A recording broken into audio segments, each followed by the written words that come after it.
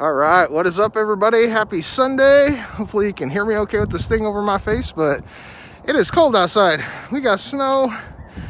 It's, I don't know, maybe 8 o'clock in the morning, fairly early. So today I got a short message for you, so I won't talk too long, but I wanted to share something that was going through my head with my current situation compared to, oh man, maybe a decade or 2 decades ago, where I used to be in the past that basically brought me up to this point. And today's topic, I'm gonna pull this down just a little bit because I feel like you won't be able to hear me. Today's topic is, thankfully, I was totally broke. So, as I was growing up, my parents got divorced when I was young, which traditionally happens. You know, it wasn't like I was in a unique situation in that case, but I was about almost 6 years old and didn't work out for my parents. So we moved, and my mom was a single mom with 2 kids and did her best. But in America these days, a one-income household kind of tends to struggle. Things are pretty expensive these days. What I didn't realize is money is also abundant these days, and that's why things cost so much, because you can get money all over the place. So having a single traditional job, you work 9 to 5, trade time for dollars, all that thing, doesn't allow you to get much of that money. You're very limited on it. So growing up, my mom had, you know, that traditional mentality. You follow the given path, and it says, hey, do this thing, trade your time for dollars, and you get enough money to go do whatever you want to do with it. And so after paying the mortgage payment and insurance and utilities and, you know, trying to buy some food and stuff, wasn't much left. And so, not to say that, you know, I was ever starving or, you know, severely deprived of things, but we didn't have a lot of extra money. You know, we were that family that had a pair of shoes. I remember this. So we used to race pedal bikes, which was kind of the one awesome expense for us, was our sports. But we used to race these pedal bikes, and in order to hold on to the pedals, it helped if you had hard sole shoes that had space in between. So long story short, Vans were sort of like the go-to for chosen footwear when it came to racing pedal bikes. Now, if you guys have ever bought a pair of Vans shoes, they're the narrowest shoes I've ever seen in the world. They're like just really little slender shoes. But long story short, I didn't know nothing about shoes back in the day, and that was the thing to have. And so we got to pick one pair of shoes for the entire year. And luckily there was a store that sold sort of knockoff kind of Vans that we were able to get them at a way cheaper price. But that was the shoes that I chose that allowed me to be better at racing bikes. But those were the only shoes that I got for the entire school year. So I had one pair of shoes. I wore them for everything. Now, the reason I got these shoes was so I could race bikes better by holding better traction. But because I wore the shoes all the time, the bottoms wore out. And so we lost the traction on them, and, you know, they didn't do exactly what we were trying to do. But I learned to appreciate what it is that I had based on not having very much. So every single time we were able to get a new pair of shoes, oh my God, it was like Christmas. It was like better than Christmas, because at Christmas, we didn't know what the hell we were getting. But when it came time to get a new pair of shoes, I knew exactly what I was getting. I knew exactly what I wanted. I knew exactly what it was going to do for me. And the massive benefit. Dave Lewis, good to see you. I like your mask in your picture, just like mine here. So we're talking about a place where I was coming from, childhood, not having a ton of money, and growing up with a plan to only run through a single pair of shoes for an entire year, even though I was super active and did a lot of stuff with them. So when we went to get those new shoes, man, that was like elation beyond belief. It was one of those things where I had not had much and struggled through that not having much for so long, that when you finally get a little bit, holy crap, does it change your world and your mental perception of how awesome things actually are when you take that move forward financially. And so growing up, the shoe store is kind of just one situation. We never had all the fancy snacks in the house or extra money to go out to, restaurants and eat, and just, there wasn't a lot of extra, and so as I got into my teenage years, I started working young. I got my first job when I was 14. I was doing, they called it maintenance. I worked for an apartment complex, but I basically did a lot of painting. So I painted all the stairs, painted a bunch of houses, did a bunch of stuff all over this apartment complex, and started to get some of my own money. And oh my God, was I bad with it. I didn't know anything about how to keep it. I didn't know about investing or saving or whatever. I came from this place of lack mentality where I was just like, oh my God, I've never had anything I really ever wanted in my life, and I'm buying stuff.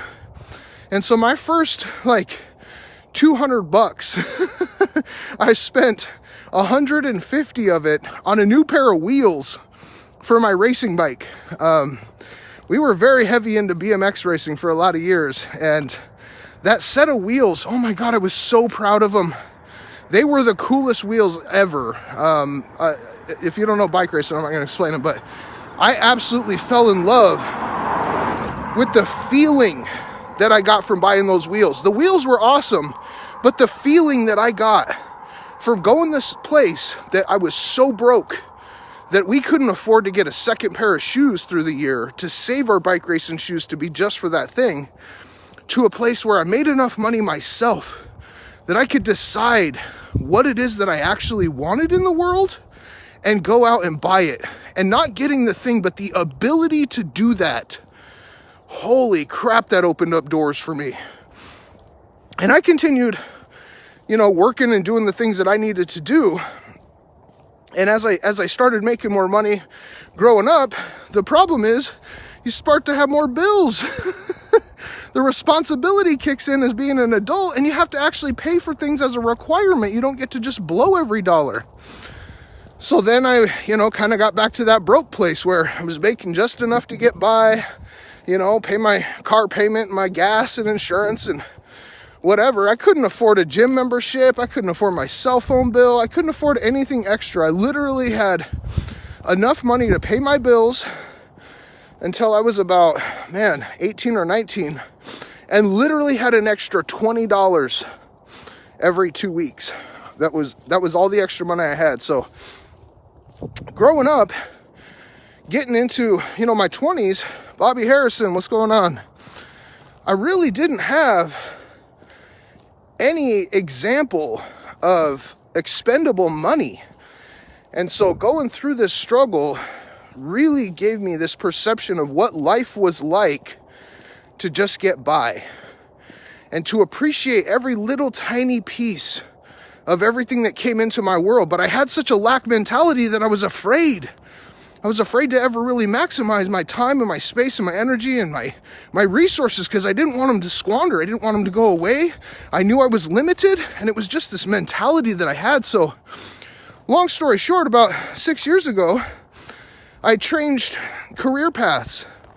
And I was coming from a place of financial struggle. I'd never really gotten past it, and got into something that, holy crap, has changed my life. And not only has it changed the way that I do things every day, I get to work from home now. I don't have to drive around and do a bunch of crappy work and spend all my time in traffic and waste a bunch of gas and all these things that I absolutely hate doing. But I also make better money doing what I'm doing because I'm providing a better value to the society and social world. But within that, it's now putting me in a different financial position. And going from this place of nothing but struggle, and not to say my life was awful, but never experiencing financial abundance was something that, I just got used to. I never thought about being broke. I never realized how broke I was. I thought that was just how everyone lived. And so as I've come into the last half decade, things have changed a lot for me. And I definitely make a lot better money than I used to. And when that first started happening, It was like an eye-opener. It was amazing to get to the next paycheck and still have money in your bank account. If you guys live paycheck to paycheck, give me a yes in the comments, because most people do and they don't even realize it. And what that means is, if you get to your next paycheck and you got no money left in your bank account, you're living paycheck to paycheck. So, as I got to a more financial prosperous place, I started to sort of open up my awareness of what financial abundance really meant and what were the positive gifts that were coming out of that. And guys, I'm going to tell you something that doesn't really seem like that big of a deal when you're on the broke side, okay? You never really think about this mentality. You're always looking at like, can I buy a house or a better car or nicer clothes or jewelry or, you know, some like superficial thing. Even a house is kind of superficial, you know. I lived in a house. I had heating, I had running water, I had power, I had everything that we needed in a house, but it wasn't that big. So I was looking for a bigger house, whatever. But one of the things that impacted me so heavily when I first started making enough money, Mr. Louie, what's going on, man? When I started making good money, one of the most impactful realizations that I had was being able to write down a list of all the groceries that I wanted to get at the store, all the meals that we wanted to make for the week, the snacks, everything that we wanted to write down on the list, and go to the grocery store and buy everything on the list. Now here's the magic, guys. Here's the magic. It was not the ability to buy everything on the list. The magic, okay? And when most people go to the grocery store, they try to put an estimation in their head of like, how much is my cart gonna cost me? I got this and this and this and this, and I think it's about this much, and I have this much money, and I think I can pay for all this and I'll be okay. The magic for me was being able to put everything on my list into my cart, go check out at the grocery checkout stand, and not look, not even pay attention to or remember to even look at how much my bill was. I would just hand them my card, how much it's gonna be is how much it's gonna be. I pay for the thing and I walk out. And I didn't realize how big of a deal that was. How much power that gave me back to take my mental focus off of the things that I didn't have control over and that were so negatively impacting my abundance feeling and my ability to appreciate how awesome the world really is.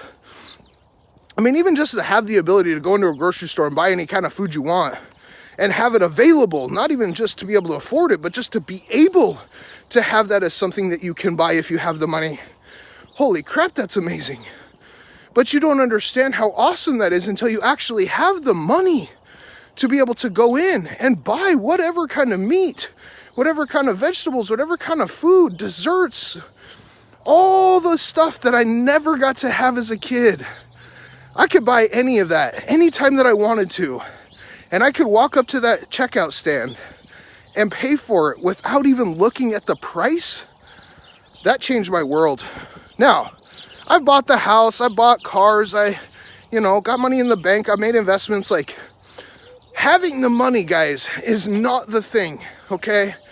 The reason that I was so happy that I was broke and came up poor most of my life was because now, holy shit, is my appreciation for what's going on in my world completely a different scale because I went through those negative things. So now every positive that I get to have, I have a counterpart experience to relay that to and say, man, that was tough.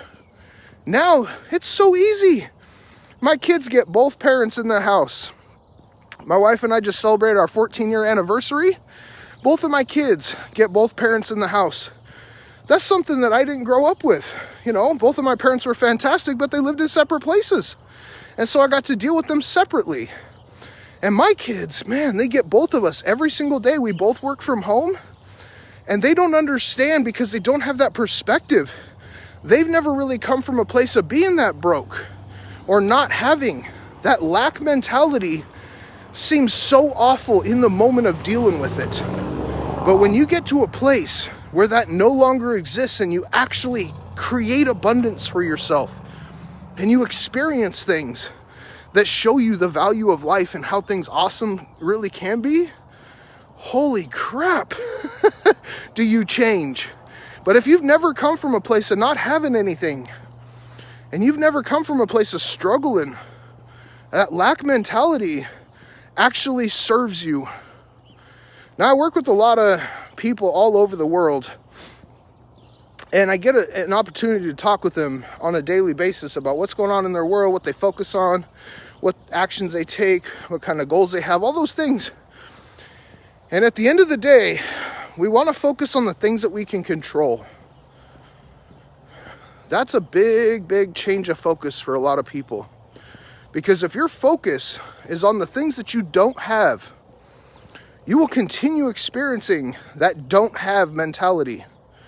I don't have this, I don't have that, I don't have this, I don't have that. When you focus on, man, I'm in this place where I'm not able to do these things, and you simply use that as motivation, as an ambitious point in your world to say, I do not want this anymore. I'm not going to sit here and bitch and moan about it. I'm going to do something about it. I'm going to make a choice to take a different action that will allow me to have a different result. Because what you have in your life right now is not a guarantee. It's not a guarantee to continue to happen, whether that's good or bad. It is a choice. It is a continued accumulated result of the actions and steps that you have taken over and over in your past that got you to where you are. And I never realized that. I didn't have people in my childhood showing me how to make the change. The pain of not having was so strong, I decided on my own.